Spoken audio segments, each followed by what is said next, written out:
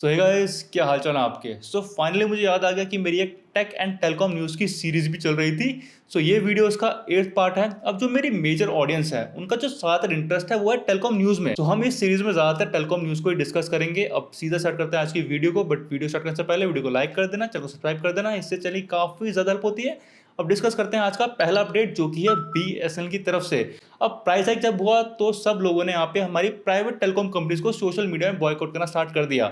अब ये चीज अभी तक हमें सोशल मीडिया में देखने को मिल रही थी। अब फाइनली हमारे पास कुछ डाटा भी आ चुका है जो ये चीज सपोर्ट कर रहा है कि यस, लोगों ने BSNL में अपना सिम पोर्ट कराना स्टार्ट कर दिया है या अपना नया BSNL सिम बाय कर लिया है। अब यहाँ पे हमारे पास दो डाटा है BSNL के कि कितने लोगों ने यहाँ पे BSNL में पोर्ट करवाया है एंड कितने लोगों ने यहाँ पे नया सिम लिया है BSNL का। सबसे पहले कितने लोगों ने पोर्ट करवाया है, कुछ यहाँ पे 2.5 लाख लोगों ने प्राइस हाइक के बाद BSNL में पोर्ट करवा लिया है एंड कुछ 25 लाख लोगों ने यहाँ पे BSNL का नया सिम बाय किया है। अब मैं इस चीज़ को लेकर सरप्राइज हूँ कि मुझे लगा था कि ज़्यादातर लोग यहाँ पे BSNL में अपना पुराना नंबर ही पोर्ट करवाएंगे, बट सरप्राइजिंगली इस डाटा के अकॉर्डिंग लोगों ने नया सिम यहाँ पे BSNL का बाय किया है। तो मुझे ये समझ नहीं आ रहा है कि लोगों ने क्या अपना पुराना नंबर फेंक दिया है, क्योंकि आजकल पुराना नंबर फेंकना इज़ वेरी डिफिकल्ट, क्योंकि हमारे बैंक लिंक होते हैं, हमारे आधार कार्ड में लिंक होता है, बहुत चीज़ होती हैं। तो मुझे लगा था इस वजह से लोग ज़्यादा पोर्ट करवाएंगे, बट लोगों ने पोर्ट नहीं करवाया है। लोगों ने यहाँ पे ज़्यादातर न्यू सिम ही बाय कर लिया है BSNL का। अब ये कोई ऑफिशियल रिपोर्ट नहीं है ट्राई की ऑफिशियल रिपोर्ट 2 महीने बाद आती है, आपको पता ही होगा। तो वो तो हमें तब पता लगेगा कि ऑफिशियल डाटा क्या है, बट यहाँ पे जो डाटा हमारे पास आया है अभी तक उससे ये पता लग रहा है कि यस, लोग BSNL को सपोर्ट कर रहे हैं। चाहे अब BSNL को सपोर्ट करना लोगों की मजबूरी हो या वो अपनी इच्छा से सपोर्ट कर रहे हो, जो भी चीज़ हो, but in the and result ये निकल के आ रहा है कि यस, BSNL यहाँ पे कस्टमर ऐड अप कर रहा है, जो कि इस समय काफ़ी ज़्यादा ज़रूरी था BSNL के लिए। बट अचानक से एक कंपनी के लिए इतने सारे कस्टमर ऐड अप होना भी अच्छी बात नहीं है, खासकर जब वो कंपनी BSNL हो जिसके नेटवर्क पहले ही अच्छे नहीं हैं।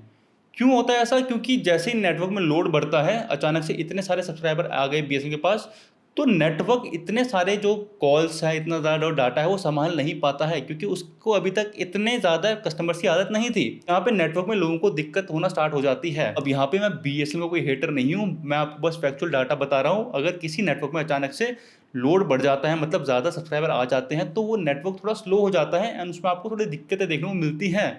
अब BSNL इस चीज़ को कैसे हैंडल करेगा, ये काफ़ी इंटरेस्टिंग रहेगा देखना, क्योंकि अगर BSNL ये कस्टमर रोक लेता है तो हो सकता है कि BSNL यहाँ से अच्छे दिन स्टार्ट हो जाए।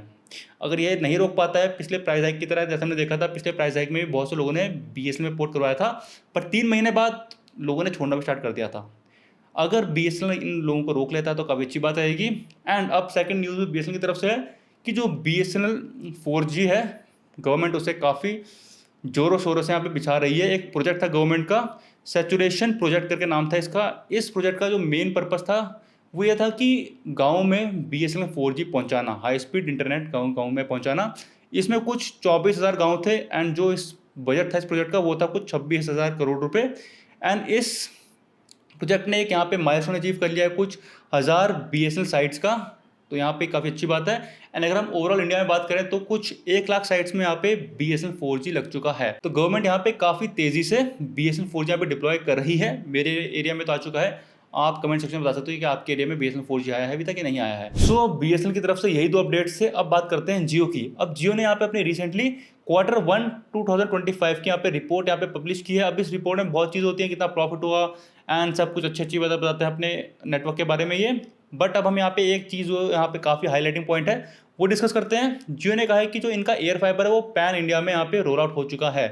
अब ये तो जियो का मानना है ये। अब आप कमेंट सेक्शन में बता सकते हो ऑन रियलिटी की जियो एयर फाइबर इंडिया में कहाँ कहाँ आ चुका है। अगर मैं अपने एरिया की बात करूँ तो यस, यहाँ पे जियो एयर फाइबर आ चुका है, बढ़िया करके चल भी रहा है लोगों के पास। बट मैं ट्विटर में देख रहा था लोगों की यहाँ पे बहुत सारी कंप्लेन है एयर फाइबर से, खासकर जियो एयर फाइबर की मैं कंप्लेंट्स देख रहा था, लोग बहुत गालियां मार रहे थे। तो आप भी अपना एक्सपीरियंस जियो एयर फाइबर के बारे में बता सकते हो कमेंट सेक्शन में। एंड जियो ये भी बोल रहा है कि इन्होंने कुछ 1 मिलियन यूजर्स क्रॉस कर लिया अपने जियो एयर फाइबर में। एंड जियो ने एक और बहुत बड़ा क्लेम किया अपनी इस रिपोर्ट में कि जियो वर्ल्ड का लार्जेस्ट टेलीकॉम ऑपरेटर बन चुका है बाय डाटा यूसेज। जो इनके एक क्वार्टर में डाटा यूसेज हुआ है कुछ वो हुआ है 45 हेक्साबाइट्स, और ये पिछले अगर हम लास्ट ईयर से कंपेयर करें तो ये 33% बढ़ चुका है। अगर आपको हेक्साबाइट नहीं पता क्या होता है, मुझे भी नहीं पता था इससे पहले, एक्चुअली रिपोर्ट पढ़ने से पहले, तो आप ये चार्ट देख सकते हो, आपको पता चल जाएगा कि हेक्साबाइट कितना बड़ा डाटा का एक मेजरमेंट होता है। एंड जो इसका ARPU है वो काफ़ी कंसिस्टेंट है, बहुत टाइम से कुछ 181.7 के अराउंड ही इनका ARPU घूम रहा है। बट ये रिपोर्ट है कुछ Q1 की, जब Q2 की जब रिपोर्ट आएगी तब शायद से इनका ARPU है जो इंक्रीज हो जाएगा, क्योंकि कस्टमर यहाँ पे इन्होंने लूज़ किए हैं अपने प्राइस हाइक के बाद, एंड जो इनका प्राइस है वो इंक्रीज हुआ है, तो ARPU अपने आप यहाँ पे इंक्रीज ही होगा। एंड इसीलिए हमें प्राइस हाइक भी देखने को मिला था, क्योंकि इन कंपनीज को अपना ARPU इंक्रीज करना था। सो जो Q2 की रिपोर्ट आएगी उसमें हमें डेफिनेटली देखने को मिलेगा कि जियो, एयरटेल एंड वी ने आपने अपना ARPU इंक्रीज करा है। शायद से इनका ARPU अब डायरेक्टली 200 पार भी पहुंच जाएगा। अब नेक्स्ट एयरटेल की अपडेट को देखते हैं। अब एयरटेल ने भी 3 डाटा बूस्टर प्लान यहाँ पे लॉन्च कर दिए हैं, सेम टू सेम जियो जैसे। मतलब ऐसे किया कट एंड पेस्ट सेम। जैसा आपको पता है जियो ने यहाँ पे लॉन्च किए थे 3 प्लान, 51 रुपीज़ का, 101 का एंड 151 का। 51 वाले में आपको 3 GB डाटा, 101 में आपको 6 GB डाटा एंड आपको 151 में आपको 9 GB डाटा मिल रहा था, प्लस इनमें आपको अनलिमिटेड 5 GB देखने को मिल रहा था। अब ये किन कस्टमर्स के लिए है? जिनके पास यहाँ पे 1 GB पर डे वाला पैक है एंड जिनके पास 1.5 GB डेटा पर डे वाला पैक है, क्योंकि इन पैक्स में आपको अनलिमिटेड 5G देखने को नहीं मिलता। तो एक ऑप्शन आपको जियो एंड एयरटेल दोनों दे रहे हैं कि आप इन प्लान्स को अपने एग्जिस्टिंग प्लान में करवा सकते हो। इन प्लान्स की वैलिडिटी आपकी सेम जो आपका एग्जिस्टिंग प्लान है उतनी ही रहेगी, एंड इन प्लान्स की हेल्प से आपको अनलिमिटेड 5G आपको 1 GB data per day and 1.5 GB data per day में भी देखने को मिल जाएगा। बट अगर आप ऐसे करते हो कि आप पहले वो वाला प्लान करवाते हो जो 1.5 GB या 1 GB पर डे वाले हैं, फिर आप ये करवाते हो, तो आपको घूम फिर के पैसे उतने ही पे करने पड़ेंगे जितने आपको directly 2 GB data per day में पे करने पड़ते हैं। सो अगर आपके पास ऑप्शन है तो आप directly 2 GB data per day वाला ही करवाना, एंड उसमें आप 5G का मजा ले सकते हो। अगर आप सोचोगे कि मैं पैसे बचा लेता हूँ, पहले ये वाला करवाऊंगा 1.5 GB या 1 GB वाला, फिर ये वाला करवाऊंगा डाटा बूस्टर, तो आपको यहाँ पे थोड़ा नुकसान ही रहेगा। ये उनके लिए जिनसे गलती से, जिन्हें पता नहीं था कि आपको 2 GB डाटा पर डे वाला करवाना पड़ेगा मिनिमम 5G के लिए, उनके लिए प्लान है कि उन्हें यहाँ पे ज़्यादा नुकसान ना हो एंड उनके पास एक ऑप्शन हो कि वो अपग्रेड कर सकते हैं अनलिमिटेड 5G पे। सो उनके लिए प्लान रखते हैं। अगर आपको पता है कि आपको minimum 2 GB data per day चाहिए 5G चलाने के लिए, सो आप डायरेक्टली वही वाला प्लान करवाना, इन चक्रों में आप मत पड़ना। अब लास्ट में डिस्कस करते हैं ट्राई की लेटेस्ट रिपोर्ट को। अब जो ट्राई की लेटेस्ट रिपोर्ट होती है वही थोड़ी पुरानी होती है, ये प्राइस हाइक से पहले की रिपोर्ट है। ये है मई मंथ की रिपोर्ट। अब इसमें हमें देखने को मिल रहा है वही ट्रेंड फॉलो हो रहा है कि जियो एंड एयरटेल कस्टमर एडअप कर रहे हैं, एंड जो हमारी जो बेचारी कंपनीज हैं वी एंड BSNL, उनके यहाँ पे जो कस्टमर्स हैं उन्हें छोड़ रहे हैं। सबसे पहले बात करते हैं जियो की। कुछ वायरलेस नेटवर्क में, मतलब जो सिम आप बाय करते हो उसमें, तो जियो को कुछ 21 लाख कस्टमर यहाँ पे एडअप हुए हैं एंड एयरटेल को कुछ 12 लाख कस्टमर यहाँ पे एडअप हुए हैं। अगर हम वी की बात करें तो वी को कुछ 9 लाख कस्टमर ने छोड़ा है एंड BSNL को कुछ 5 लाख कस्टमर ने यहाँ पे छोड़ा है।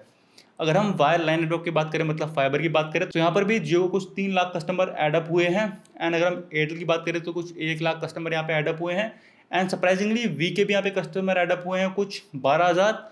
बट BSNL के यहाँ भी कस्टमर लूज हुए हैं, कुछ 32,000 कस्टमर BSNL ने वायर लाइन नेटवर्क में लूज किए हैं। एंड आप इस समय स्क्रीन में इनका मार्केट शेयर देख सकते हो कंपनीज का, कि wireless and wire line network में दोनों का मार्केट शेयर कितना कितना है। अब ये थी ट्राई की रिपोर्ट। अब डेफिनेटली जो ट्रेंड हम इतने साल से देख रहे हैं कि जियो कस्टमर गेन कर रहा है, एयरटेल कस्टमर गेन कर रहा है, वो प्राइस हाइक के बाद चेंज होने वाला है। डेफिनेटली चेंज होने वाला है, क्योंकि हमने नंबर्स देख ही लिए हैं BSNL की तरफ जो आए हैं, उन्होंने प्राइस हाइक के बाद कस्टमर गेन किए हैं, तो डेफिनेटली ये चीज़ हमें ट्राई की रिपोर्ट में देखने को मिलेगी। सो होपफुली गाइस आपको ये इन्फॉर्मेशन अच्छी लगी हो, एंड अगर अच्छी लगी है तो वीडियो को लाइक करना, चैनल को सब्सक्राइब करना, एंड आप बताना कि क्या मुझे इसमें टेक न्यूज़ में इन्वॉल्व करनी चाहिए या टेलीकॉम न्यूज़ रखना चाहिए इसे। अब मिलते हैं नेक्स्ट वाली वीडियो में। जय हिंद।